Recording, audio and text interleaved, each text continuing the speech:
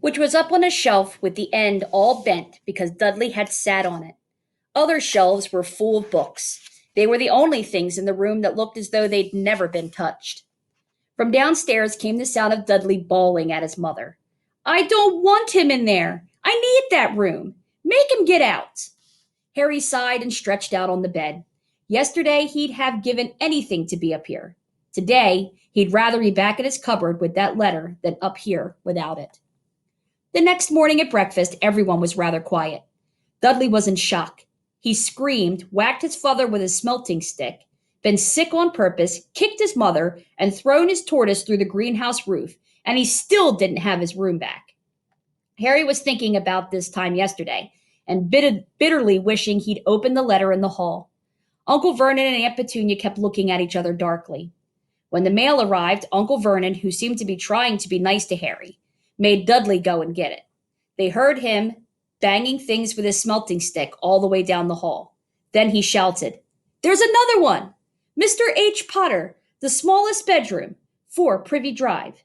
With a strangled cry, Uncle Vernon leapt from his seat and ran down the hall, Harry right behind him.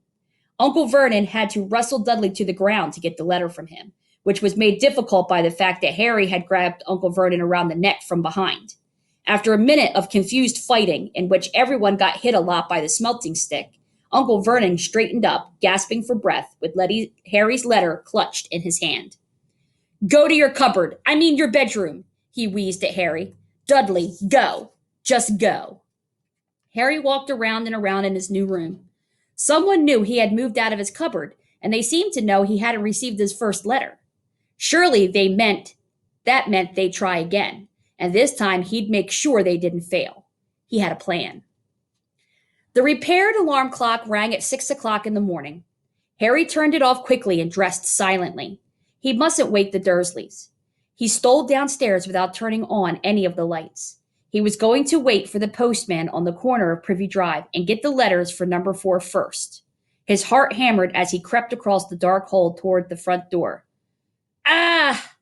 Harry leapt into the air. He'd trodden on something big and squishy on the doormat. Something alive. Lights clicked on upstairs, and to his horror, Harry realized that the big squishy something had been his uncle's face.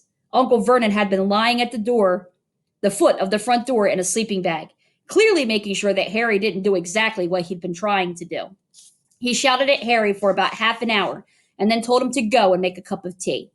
Harry shuffled miserably off into the kitchen, and by the time he got back, the mail had arrived, right into Uncle Vernon's lap. Harry could see 3 letters addressed in green ink. I want, he began, but Uncle Vernon was tearing the letters into pieces before his very eyes. Uncle Vernon didn't go to work that day. He stayed at home and nailed up the mail slot.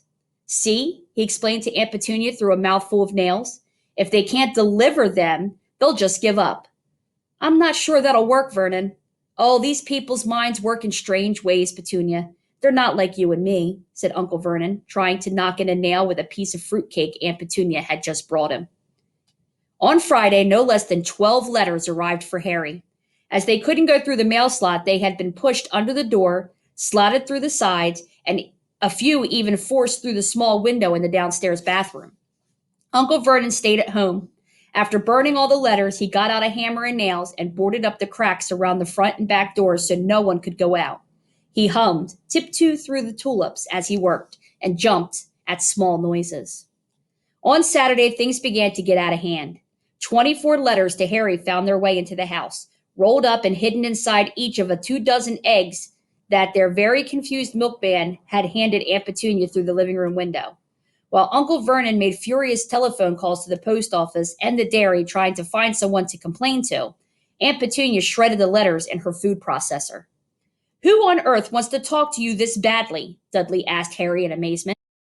On Sunday morning, Uncle Vernon sat down at the breakfast table looking tired and rather ill, but happy. No posts on Sundays, he reminded them cheerfully as he spread marmalade on his newspapers. No damn letters today. Something came whizzing down the kitchen chimney as he spoke and caught him sharply on the back of the head. Next moment, 30 or 40 letters came pelting out of the fireplace like bullets. The Dursleys ducked, but Harry leapt in the air trying to catch one.